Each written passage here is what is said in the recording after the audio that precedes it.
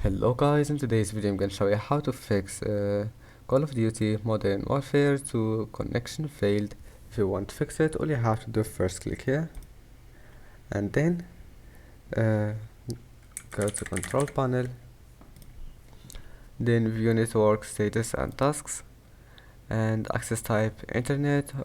You will find here internet or Wi-Fi, click on it, properties, protocol internet version 4, double click on it, and then use the following DNS server addresses and put those numbers here. Okay, close. After that, restart your PC, and after starting your PC, open Task Manager, and then just close all the applications that you don't need, and also keep scrolling down and close all the applications that you know what they do and you know that you don't need them. And that's it. I hope that can help you. Don't forget to like and subscribe, and see you in the next video.